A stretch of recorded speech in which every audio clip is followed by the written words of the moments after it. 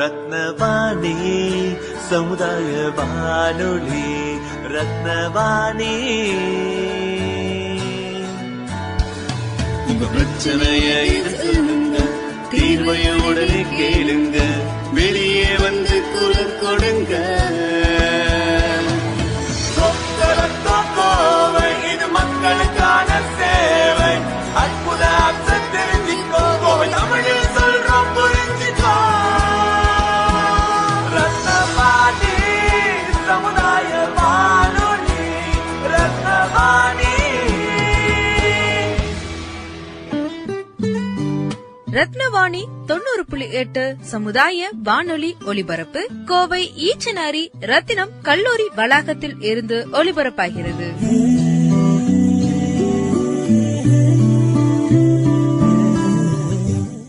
மத்திய அரசின் விஞ்ஞான் பிரசார் அறிவியல் பலகை, தமிழ்நாடு அறிவியல் தொழில்நுட்ப மையம், ரத்னவாணி சமுதாய வானொலி 90.8 இணைந்து வழங்கும் அறிவியல் விழிப்புணர்வு நிகழ்ச்சி.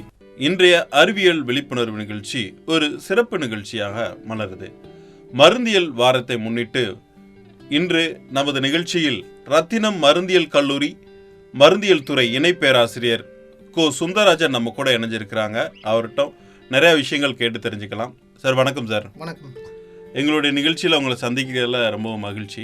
இந்த வாரம் வந்து பார்த்தீங்கன்னா மருந்தியல் வாரமாக நவம்பர் 19ஆம் தேதியிலேருந்து 25ஆம் தேதி வரைக்கும் அனுசரிக்கப்படுது. இந்த மருந்தியல் வாரத்துடைய நோக்கம் என்ன, அதை பற்றி சொல்லுங்கள். மருந்தியல் வாரத்துடைய நோக்கம் என்னன்னா, பொதுமக்களுக்கு வந்து ஒரு அவேர்னஸ் கிரியேட் பண்ணும். இந்த மருந்தை பற்றி, மருந்து வந்து உருவாக்குறதுலேருந்து பேஷண்ட் நோயாளிகிட்ட போய் சேர்ற வரைக்கும் இந்த மருந்தை எப்படி கையாள வேணும், எப்படி யூஸ் பண்ணணும் அப்படின்னு சொல்லிட்டு ஒரு அவேர்னஸ் கிரியேட் பண்ணுறது பப்ளிக். ப்ளஸ் என்னென்ன நோயெல்லாம் இப்போ விதவிதமாக புது நோய்கள் என்னென்ன வந்திருக்கு, அதுக்கு எப்படிலாம் மருந்து எடுத்துக்கணும் அப்படின்னு சொல்லிட்டு ஒரு விழிப்புணர்வு, ஒரு அவேர்னஸ் பீப்புளுக்கு கொடுக்கறதுக்காக இந்த மருந்தியல் வாரம் கடைப்பிடிக்கும். அது இல்லாத இந்த மருந்தியல் துறையில் உள்ள கல்லூரியில் இருக்கிற ஸ்டூடெண்ட் இவங்களுக்கெல்லாம் ஒரு அவேர்னஸ் கிரியேட் பண்ணணும். இந்த வாரத்தை பற்றி கிரியேட் பண்ணிவிட்டு இந்த மருந்துகள் எப்படி உட்கொள்றதுன்றதுக்காக இந்த மருந்தியல் வாரம் நம்ம கடைப்பிடிக்கிறோம்.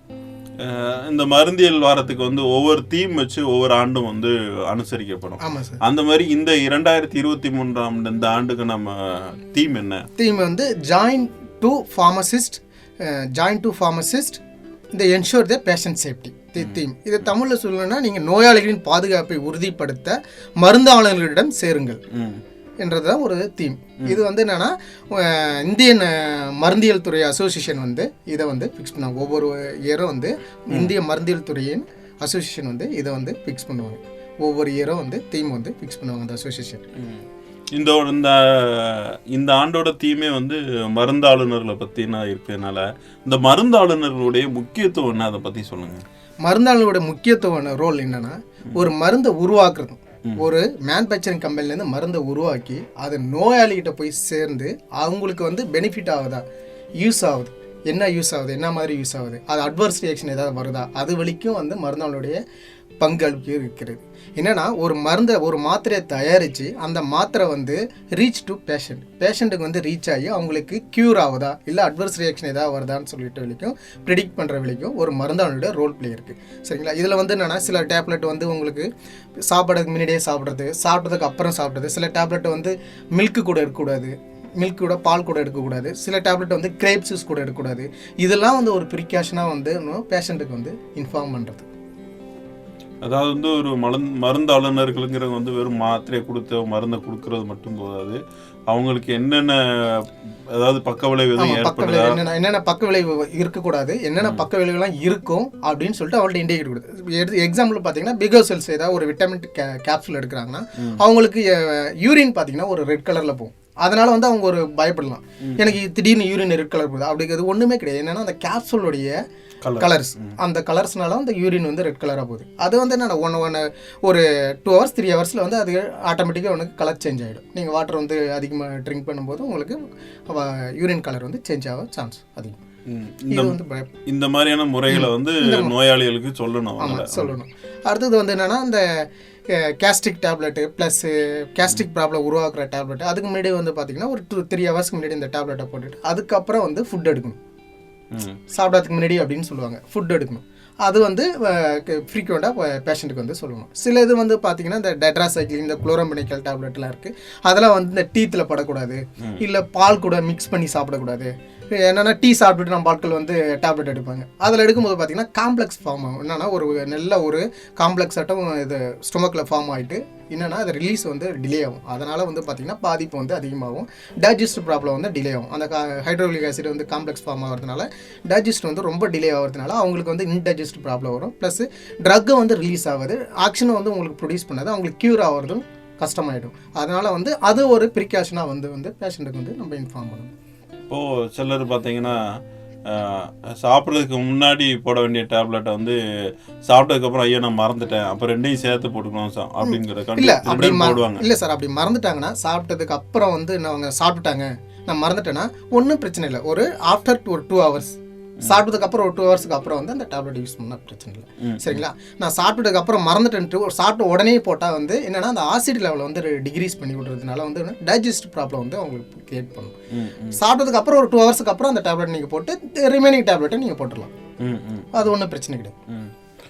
இந்த மருந்தியல் துறையுடைய முக்கியத்துவம் அதை பற்றி சொல்லுங்கள். அதான் ஒரு என்னன்னா ஒவ்வொரு நோயும் இப்போ இருக்கிற காலகட்டத்துக்கு தகுந்தாப்புல ஒவ்வொரு நோயும் வந்து புது விதமாக வருகிறது. சரிங்களா? இப்போ இருக்கிற காலகட்டத்துக்கு தகுந்தாப்புல அந்த மருந்தியல் துறையில் வந்து என்னென்ன இன்னோவேஷன் டிசீஸ் இருக்குது அதுக்கு தகுந்தாப்புல மருந்து மாத்திரைகளை தயாரித்து பேஷண்ட்டுடைய பாதுகாப்பை வந்து உறுதிப்படுத்த தான் மருந்தாளுடைய வேலை, மருந்தியல் துறையோட வேலை. மருந்தியல் துறையில் என்னென்ன பணிகள்லாம் நடக்கும், என்னென்னலாம் பண்ணுவாங்க? மருந்தியல் துறையில் வந்து என்னென்னா ரிசர்ச் வந்து நிறைய நடக்குது. என்னென்னா ஒரு பிளான்லேருந்து கூட ஒரு மரத்துலேருந்து கூட அந்த வேர் எடுத்து எக்ஸ்ட்ராக்ட் பண்ணி அதுலேருந்து பிரித்து அதுலேருந்து மருந்து வந்து தயாரிக்கிறாங்க.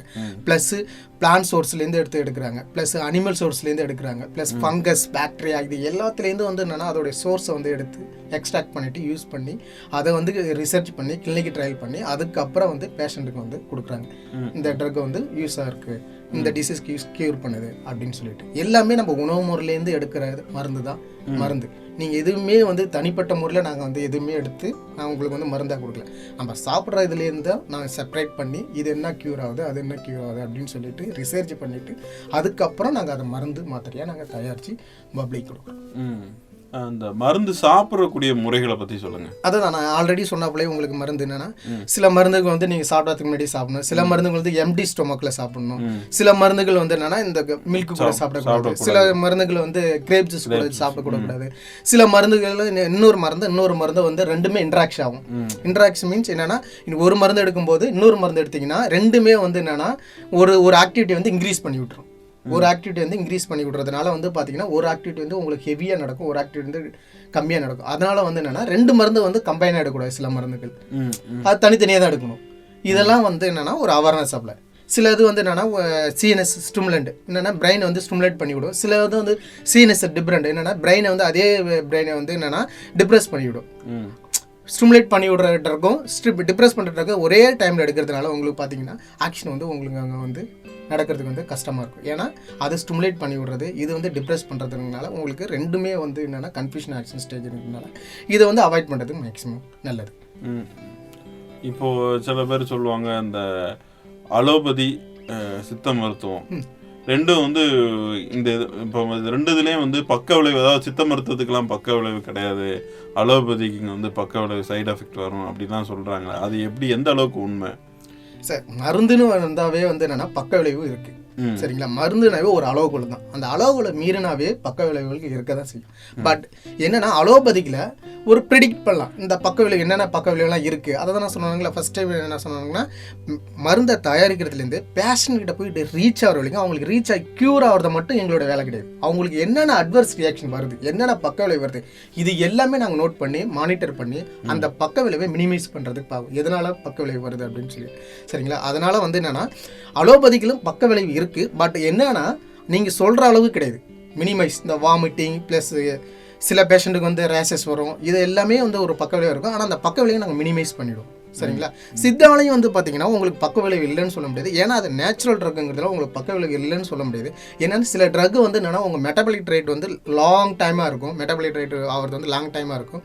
அப்போ வந்து பார்த்தீங்கன்னா சில இது வந்து டெபாசிட் ஆகிட்டு இருக்கும், பாடியில் டெபாசிட் ஆகிறது இருக்குது. சில நியூட்ரிஷன், சில மைக்ரோ பாய்சனிங் சப்ஸ்டன்ஸ்லாம், அந்த மெர்க்குரிக், அந்த ஆண்டிமோனி, இதெல்லாம் சில இது வந்து என்னென்னா அன்அவேராக வந்து டெபாசிட் ஆகிறதுக்கு சான்சஸ் இருக்குது. அப்போ வந்து பார்த்தீங்கன்னா உங்களுக்கு வந்து என்னென்னா ரியாக்ஷன் வந்து காம்ப்ளிகேட் ஆகும். அலோபதியும் சித்தாவும் எடுக்கும்போது பார்த்தீங்கன்னா ரியாக்ஷன் வந்து காம்ப்ளிகேட்டட் ஆகிறதுக்கு சான்சஸ் அதிகம். அதனால் வந்து ரெண்டுலேயுமே வந்து சைடு எஃபெக்ட்னு வந்து உண்டு. ஆனால் பட் என்னென்னா அலோபதிக்கில் வந்து ப்ரெடிக்ட் பண்ணி சொல்லுவாங்க இந்த சைடு எஃபெக்ட் வருது அப்படின்னு சொல்லிட்டு மானிட்டர். இப்போ ரீசெண்டாக கூட பார்த்தீங்கன்னா நிறைய டேப்லெட் வந்து சைடு எஃபெக்ட் இருக்குது, இந்த சைடு எஃபெக்ட் இருக்குது, இந்த பேட்ச் வந்து நாங்கள் ரீகால் பண்ணுறோம் அப்படின்னு சொல்லிட்டு அவங்களே ரிசர்ச் பண்ணி அவங்களே கண்டுபிடிச்சி வந்து திரும்பி ரீகால் பண்ணுறதும் உண்டு. இப்போ பார்த்தீங்கன்னா சில பேர் வந்து அலோபதி மருந்து சாப்பிட்டுட்டு இருப்பாங்க. அப்போ நான் வந்து இல்லை நான் சித்தாவுக்கு போகிறேன் அப்படின்னு சொல்லிட்டு சில பேர் வந்து அலோபதி சாப்பிட்டுட்டு இருக்கவங்க வந்து சித்தாவுக்கு போவாங்க.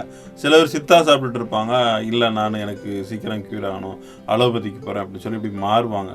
இப்படி மாறுறதுனால வந்து அவங்களுக்கு பிரச்சனைகள் வருமா? அதை பற்றின இதை இல்லை. இப்போ மாறுறதுனால என்னன்னா சடனாக ஒன்று உடனே அடுத்த நாளே வந்து நான் அலோபதிக்கு போகிறேன், அடுத்த நாளே நான் சித்தாவிலேருந்து அலோபதிக்கு வரேன் அப்படின்னு சொல்லாத.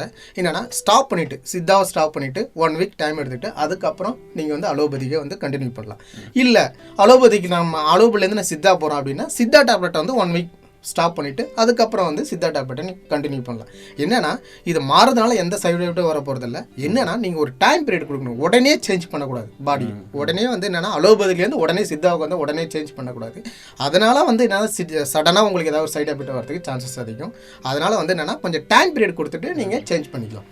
அலோபதிக்கு இருந்து சித்தாக்கு மாறாலும் சரி, சித்தாவிலிருந்து அலோபதிக்கு வந்தாலும் சரி, ஒரு டைம் பீரியட் ஒரு 2 days 3 days வந்து அதை ஸ்டாப் பண்ணிட்டு கம்ப்ளீட்டாக ஸ்டாப் பண்ணிட்டு அதுக்கப்புறம் நீங்கள் அடுத்த கோர்ஸ் வந்து அவங்க அது சிஸ்டத்துக்கு சித்தா சிஸ்டத்துக்கோ இல்லை அலோபதி சிஸ்டத்துக்கோ நீங்கள் சேஞ்ச் பண்ணிக்கலாம். ஒரு கால இடைவெளி இருந்ததுன்னா அவங்க வந்து ஆரோக்கியமாக இருக்கலாம். இப்போ பார்த்தீங்கன்னா இப்போ நம்ம சில பேர் வந்து என்ன சொல்லுவாங்கன்னா அலோபதி எனக்கு சீக்கிரமா குணமாகல, 2 சிஸ்டத்தையும் கம்பைன் பண்ணி சித்தாவையும் அலோபதியும் ஒன்னா எடுத்துக்கிட்டு சிலர் அப்படி எடுப்பாங்க. அப்படி எடுக்கிறதுனால அவங்களுக்கு காம்ப்ளிகேட் ஆகிறதுக்கு சான்சஸ் அதிகம். காம்ப்ளிகேட் ஆகிறதுக்கு அதுக்கு சான்சஸ் அதிகம். அதனால வந்து என்னன்னா ஏதாவது ஒரு சிஸ்டத்தை ஃபாலோ பண்ணும். எனக்கு அலோபதிக்கு பிடிச்சிருக்கு நான் அலோபதிக்கு நீங்க ஃபாலோ பண்ணுங்க, இல்ல சித்தா பிடிச்சிருக்குன்னா சித்தாவை ஃபாலோ பண்ணுங்க. பட் ரெண்டுமே நாங்கள் இதில் சேஞ்ச் ஆகுறாங்கன்னா ஒரு 3 days ஒரு 2 days வந்து கேப் விட்டு அடுத்து வந்து சேஞ்ச் ஆகும். இப்போ சில பேர் பார்த்தீங்கன்னா கொஞ்ச நாள் அலோபதி சாப்பிடுவாங்க, கொஞ்ச நாள் சித்தா போவாங்க, கொஞ்ச நாள் வந்து ஹோமியோபதி போவாங்க. இப்படி மாற்று மருந்து அவங்களுக்கு தேடிக்கிட்டே இருப்பாங்க. அவங்களுக்கு எந்த பெனிஃபிட்டுமே நடக்காது. அவங்க லாஸ்ட் வரைக்கும் தேடிக்கிட்டே இருக்க வேண்டியதான். ஏதாவது ஒரு நிலையான ஒரு சிஸ்டத்தை அவங்க ஃபாலோ பண்ணாதான் அவங்க உடம்பு வந்து அடாப்ட் ஆகும், அது கியூர் ஆகும். இன்னைக்கு நான் சித்தா சாப்பிட்றேன், நாளைக்கு வந்து நான் அலோபதிக்கு சாப்பிட்றேன், அது வந்து நான் ஆயுர்வேதிக்கு சாப்பிட்றேன், அடுத்து வந்து நேச்சுரோபதி சாப்பிட்றேன் அப்படின்னு சொல்லிட்டு அவங்க சேஞ்ச் ஆகிட்டே இருந்தாங்கன்னா அவங்க பாடியும் அதை அப்படியே சேஞ்ச் ஆகிட்டே தான் இருக்கும். ஒவ்வொன்றுக்கும் ரெஸ்பான்ஸ் பண்ணிட்டு ஆரம்பிச்சுட்டு இருக்கும். அதனால அவங்களுக்கு பக்கவிளைவு தான் அதிகமாக வருமே தவிர அவங்களுக்கு வந்து கியூர் ரேட் வந்து தீர்வு வந்து கிடைக்கிறதுக்கு சான்ஸ் இல்லை. இப்போ மருந்தியல் துறைங்கனால இந்த இது கேள்வி கேட்குறேன். இப்போ மருந்துன்னு எடுத்துக்கிட்டிங்கன்னா கேப்சூலாக கிடைக்கும், டானிக்காக கொடுப்பீங்க, அடுத்து க்ரீம் இந்த மாதிரி கிடைக்கும். இதில் வந்து இப்போ குழந்தைங்களுக்கு எல்லாருமே பார்த்தீங்கன்னா டானிக்காக கொடுக்குறாங்க. இந்த டானிக் கொடுக்குறது நல்லதா, அந்த கேப்சூலாக சாப்பிட்றது நல்லதா? சார் இப்போ என்னென்னா குழந்தைங்க வந்து என்னென்னா டேப்லெட்டாக நம்மளுக்கு வந்து எடுக்க முடியாது. குழந்தைங்க வந்து என்னென்னா சின்ன பிள்ளைங்க வந்து என்னென்னா டேப்லெட்டாக வந்து சிவபிள் டேப்லெட்டோ இல்லை வாட்டர் போட்டோ அவங்களால மீங்க முடியுதுங்கிறதுனால என்னென்னா சிறப்பாக அவங்களுக்கு வந்து கன்வெர்ட் பண்ணி இப்போ கொடுக்குறாங்க. அவங்களுக்கு யூஸ்ஃபுல்லாக இருக்கிறதுக்காக என்னென்னா சாலோ வந்து ஈஸியாக அவங்க வந்து சாப்பிட்றதுக்கு என்ன மெத்தடோ அதுக்கு தகுந்தாப்புல லிக்விடாக வந்து ப்ரிப்பேர் பண்ணி கொடுக்குறாங்க. பட் இப்போ ரீசெண்டாக நடந்த இதில் வந்து என்னென்னா சிறப்பில் வந்து சில கெமிக்கல் இருக்கிறதுனால ப்ரோப்பலின் கிளிக்கல் சில கண்டென்ட் இருக்கிறதுனால சில death plus so unwanted reaction நடந்ததுனால இப்போ வந்து கொஞ்சம் பீப்புள் வந்து அவேர்னஸாக இருந்து என்னென்னா அந்த சிரப்பில் இருக்கிற கண்டென்ட்டே வந்து டேப்லெட்டாக இருக்குது. முன்னாடி முன்ன காலத்தெல்லாம் பார்த்தீங்கன்னா டேப்லெட் பழைய காலத்து மெத்தெல்லாம் பார்த்தீங்கன்னா மருத்துவர்கிட்ட போனீங்கன்னா டேப்லெட்டை பவுடர் ஆக்கி பேப்பரில் மடித்து கொடுப்பாங்க. ஒரு 5 பேப்பர் ஒரு 4 பேப்பர்னு கொடுப்பாங்க. அதில் வந்து பார்த்தீங்கன்னா காலையில் ஒரு தடவை பாலடையில் வந்து கலக்கி வாட்டரில் கலக்கி குழந்தைக்கு வந்து கொடுப்பாங்க. அந்த மெத்தட்லாம் இப்போ மாறி என்ன ஆச்சுன்னா இவங்களே ரெடிமேடாகவே வந்து சிறப்பாகவே கிரியேட் பண்ணி வந்ததுனால அதில் சில கண்டென்ட் இருக்கிறதுனால அது ஒரு அட்வர்ஸ் ரியாக்ஷன் வந்து இப்போ வந்து மானிட்டர் பண்ணி அதில் ஒரு அட்வர்ஸ் ரியாக்ஷன் இருக்குதுங்க. எனக்கு பெட்டர் தென் வந்து என்னென்னா சிறப்பாக அவாய்ட் பண்ணிவிட்டு இந்த டேப்லெட்டாகவே அவங்க வாங்கி ஒரு ஆஃப் டேப்லெட்டோ இல்லை டேப்லெட்டோ உடைச்சி பாலாடையில் அவங்க கொடுக்கறதுக்கு இப்போக்கி நல்லது. ஏன்னா அந்த அட்வர்ஸ் ரியாக்ஷன் வந்து ப்ரெடிக்ட் பண்ணி வச்சதுனால நல்லது. அது இல்லாத சஸ்பென்ஷன் ஒன்று கொடுக்குறாங்க, அதில் வந்து இந்த கண்டென்ட் இல்லை, அதை வந்து யூஸ் பண்ணுறது அவங்களுக்கு நல்லது. சஸ்பென்ஷன் மீன்ஸ் என்னன்னா ஒரு இண்டிகேஷன் என்னன்னா அதை வந்து நல்லா ஷேக் பண்ணிட்டு கொடுக்கணும். நம்ம மக்கள் என்ன செய்வாங்கன்னா சஸ்பென்ஷன் பாட்டில் வச்சுட்டு உடனே பேபிக்கு வந்து ஃபீவராக இருக்குது வாமிட்டாக இருக்குது அப்படின்னு சொல்லிட்டு அந்த சஸ்பென்ஷன் அப்படியே மூடி எடுத்து ஊற்றி அப்படியே கொடுப்பாங்க. அப்போ பார்த்தீங்கன்னா அந்த கண்டென்ட் வந்து யூனிஃபார்மாக இருக்காது, அது கீழே வந்து டெபாசிட் ஆகிருக்கும். அதனால வந்து நல்லா ஷேக் பண்ணிவிட்டு நல்லா விக்ரஸாக ஷேக் பண்ணிவிட்டு கொஞ்சம் நேரம் கழிச்சு அதுக்கப்புறம் அவங்களுக்கு பேபி கொடுத்தாங்கன்னா அந்த ட்ரக் கண்டென்ட் வந்து அவங்களுக்கு நிறைய ரீச் ஆகிறதுக்கு சான்சஸ் இருக்குது. அவங்க கொடுக்குற டோஸ் வந்து ரீச் ஆகிறதுக்கு சான்சஸ் அதிகம். அதனால வந்து இதில் வந்து அந்த மெத்தடு சிறப்பு நல்லதா, இந்த மெத்தடு நல்லதானே, எல்லா மெத்தடும் நல்லதான். பட் என்னன்னா சில அதில் ஒரு ப்ரிகாஷன் ஒரு மானிட்டர் இருக்கிறதுனால, இப்போ ரீசெண்ட் இதில் வந்து மானிட்டர் இருக்கிறதுனால நம்ம வந்து இந்த டேப்லெட்டாக பிக்கி எடுத்துக்கிறது கொஞ்சம் சேஃப். கேப்சூல் வந்து சிறப்புங்க, நல்லதுங்கிறீங்க. அடுத்து இந்த நம்ம எதுனாலும் சரி உடனே இப்போ காய்ச்சல் தலைவலி எதுக்குனாலும் சரி டக்குன்னு ஒரு ஊசி போட்டால் சரியாக இருக்கும். நம்ம இன்ஜெக்ஷன் செலுத்துறதுனால ஊசி போடுறது அந்த முறைகளை பற்றி சொல்லுங்கள். அது சார் இன்ஜெக்ஷன் செலுத்துறதோ இல்லை ப்ளஸ் ஊசி இதுங்கிறதோ இதெல்லாம் வந்து ஒரு சிறந்த முறை தான். பட் என்னென்னா சில பேஷண்ட்டுக்கு வந்து என்னென்னா அலர்ஜிக் ரியாக்ஷன் வரும். சில பேஷண்ட்டுக்கு வந்து என்னென்னா செக் பண்ணாதான் வந்து என்னென்னா ஐவியில் இன்ஜெக்ஷன் போட்டுருவாங்க. ஐவியில் இன்ஜெக்ஷன் போட்டால் அவங்களுக்கு வந்து திடீர்னு வந்து என்னென்னா அன்வாண்டட் ரியாக்ஷன் வந்து ஹார்ட் பீட் இன்க்ரீஸ் ஆகி சடன் வந்து என்னென்னா சீரியஸ் கண்டிஷன் போகிறதுக்கு சான்சஸ் அதிகம். அதெல்லாம் வந்து என்னென்னா ஃபஸ்ட்டே வந்து ஒரு ஸ்மால் எம்எல் வந்து அவங்களுக்கு ஆட் பண்ணி இன்ஜெக்ஷன் பண்ணிவிட்டு அவங்களுக்கு அட்வர்ஸ் ரியாக்ஷன் ஏதாவது வருதா, ரேஷஸ் ஏதாவது வருதா அப்படின்னு ஒரு மானிட்டர் பண்ணிக்கலாம். இன்னொன்று என்னென்னா கார்டியாக் பேஷண்ட் இருப்பாங்க. சம் கார்டியாக் பேஷண்ட்டுக்கு வந்து என்னென்னா பொட்டன்ஷியலான இன்ஜெக்ஷன் வந்து ஐவியில் வந்து அவங்களுக்கு இன்ஜெக்ட் பண்ணும்போது பார்த்தீங்கன்னா அப்போ வந்து பார்த்தீங்கன்னா ரியாக்ஷன் வந்து ரொம்ப ஹார்ட் பீட் இன்க்ரீஸ் ஆகி ப்ரெஷர் இன்க்ரீஸ் ஆகிறதுக்கு சான்சஸ் அதிகம். அப்போ வந்து பார்த்திங்கன்னா டோஸ் வந்து என்னென்னா ஐவியில் வந்து ரொம்ப ஸ்லோவாக டோஸ் வந்து இன்ஜெக்ட் பண்ணணும் பேஷண்ட்டுக்கு. அதை வந்து கேர்ஃபுல்லாக பண்ணணும். இன்னொன்று வந்து ஐஎம்மில் போடும்போது பார்த்திங்கன்னா இன்ட்ராமஸ்குலரில் போடும்போது பார்த்திங்கன்னா ஒரு ட்ரெயின்டு பர்சன் வந்து இன்ஜெக்ஷன் பண்ணாங்கன்னா நல்லாயிருக்கும். என்னென்னா அந்த அல்டாய்டு அந்த டெல்டாய்டு மசில்ஸில் வந்து இன்ஜெக்ஷன் பண்ணும்போது பார்த்திங்கன்னா கரெக்டாக அந்த மசில்ஸில் கரெக்டாக இன்ஜெக்ட் பண்ணாத என்னென்னா சில பேர் போனில் வந்து இன்ஜெக்ட் பண்ணிவிடுவாங்க. அப்போ வந்து பார்த்திங்கன்னா இன்ஃப்ளமேஷனாக இருக்கும், வீங்கிடும். ப்ளஸ் அது 1 வீக் 2 வீக் இருக்கும். சில பேர் வந்து அது அப்படியே செப்டிக் ஆகிடும், பிளட் கிளாட் ஆகிடும், செப்டிக் ஆகும், சுடுதண்ணி வச்சு உத்தரம் கொடுக்குறாப்புல இருக்கும். இதெல்லாம் ஒரு சில எஃபெக்ட் இருக்கிறதுனால இன்ஜெக்ஷன் நல்லா தான். பட் என்னென்னா ட்ரெயின்டு பர்சன் வந்து போட்டாங்கன்னா இன்னும் பெஸ்ட். இதனால தான் சொல்லுவேன், சில பேர் இந்த ஊசி வந்து கையில் போடுறத விட இதனால தான் சொல்லுவாங்களா இடுப்பில் போட்டால் நல்லது. என்னென்னா கையில் வந்து என்னென்னா கையில் வந்து என்னென்னா மசில்ஸ் வந்து கம்மியாக இருக்கும். சில வந்து கரெக்டான மசில்ஸ் என்னது சூஸ் பண்ணி சார்ஜ் பண்ணி அவங்க இன்ஜெக்ஷன் பண்ணுறது வந்து கொஞ்சம் டிஃபிகல்ட்டாக இருக்கிறதுனால என்னென்னா அவங்க இதில் வந்து டெல்டாய்டு மசில் வந்து போடுறது இடுப்பில் போடுறது கொஞ்சம் நல்லதாக பெட்டர் பண்ணுவோம். சில பேர் பார்த்தீங்கன்னா எதையுமே மருத்துவர்கிட்ட போகாமல் மெடிக்கலில் மருந்து வாங்கி சாப்பிட்ற பழக்கம்லாம் நிறைய பேருக்கு இருக்குது. இது தவறான முறை தான். இதால் வந்து அவங்களுக்கு பாதிப்புகள் உருவாகும். இப்படி வாங்கி சாப்பிட்றவங்கள பற்றி அவங்களுக்கு என்ன சொல்ல விரும்புகிறீங்க? இல்லை, மருந்து வாங்கி சாப்பிட்றது வந்து தப்பான ஒரு முறை. மருந்தை வந்து நீங்களே எடுக்கிறது வந்து அது ஒரு தப்பான முறை. மருத்துவர்கிட்ட அணுகி உங்களுக்கு என்ன ப்ராப்ளம் இருக்கோ அவங்கள்ட்ட வந்து சொல்லி அவங்கள்ட்ட ப்ரிஸ்கிரிப்ஷனை வாங்கிக்கிட்டு என்ன எவ்வளோ நாளைக்கு மாத்திரை சாப்பிட சொல்லுவாங்களோ அவ்வளோ நாளைக்கு நீங்கள் மாத்திரை எடுக்கணும். இதுதான் முறையான ட்ரீட்மெண்ட். பட் இவங்க என்ன செய்கிறாங்கன்னா சடனாக வந்து எனக்கு இன்றைக்கி சிவியர் ஹெட்டேக்காக இருக்குது அப்படின்னா எனக்கு எமர்ஜென்சி கண்டிஷனாக ஒரு ஃபார்மசிக்கு போய்ட்டு ஒரு டேப்லெட் ஏதோ ஒரு தலைவலி டேப்லெட் போட்டுட்டு உடனே வந்து நான் வந்து டாக்டரை தான் நான் போய் அணுகணும். எனக்கு ஏன் சார் தலைவலி வந்தது அப்படின்னு சொல்லிட்டு அவங்கள்ட்ட தான் சொல்லுவேன். எனக்கு ஏதாவது ரிப்பீட்டடாக தலைவலி வருது, இந்த கண்டிஷனால் வருது அப்படின்னு சொல்லிட்டு அவர்கிட்ட இன்ஃபார்ம் பண்ணால் அவர் வந்து செக் பண்ணிவிட்டு எதனால் வருது அப்படின்னு சொல்லிட்டு டேப்லெட் கண்டினியூ பண்ணணுமா வேணாமான்னு சொல்லுவார்.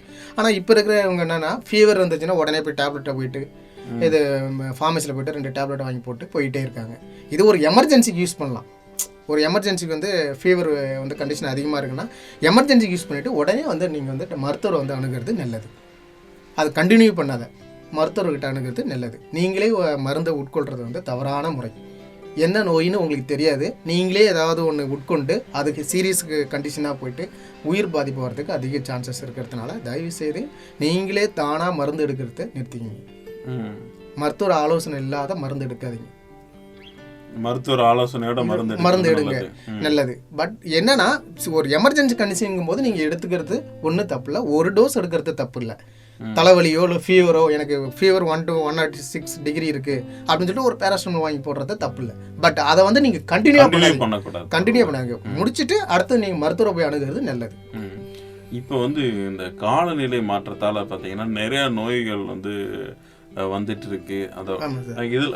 இந்த காலநிலை மாற்றத்தால மருந்தியல் துறையில வந்து பாதிப்புகள் இருக்குதா? ஆமாம் சார், நிச்சயமா இருக்கு சார். என்னன்னா இந்த காலநிலை மாற்றத்தினால வந்து பார்த்தீங்கன்னா நோயும் வந்து புது விதமாக வருது. முதல்லாம் வந்து பார்த்தீங்கன்னா ஃபீவர்னா ஒரு நாளில் இருக்கும், ஒரு 3 நாள் ஒரு 3 டோஸ் கொடுத்தா போதும் ஃபீவர்னு சரியாயிடும்.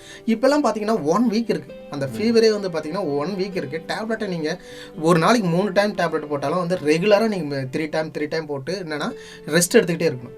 அந்த எஃபெக்ட் வந்து பார்த்தீங்கன்னா அந்த 1 வீக் கம்ப்ளீட் ஆனாலும் எஃபெக்ட் வந்து இன்னும் ஒரு 15 days இருக்குது உங்கள் பாடியிலே எஃபெக்ட் இருக்குது. என்னென்னா சாப்பிடும்போது வந்து அந்த டேஸ்ட் இருக்க மாட்டேங்குது, சில அப்படியே ஒரு மதன்னு அப்படியே உடம்புலாம் அப்படியே இருக்கிறது, ஒரு சுறுசுறுப்பு இல்லாத இருக்கிறது, பழைய நிலைமைக்கு நீங்கள் திரும்புறதுக்கு ஒரு 15 days வந்துடுது.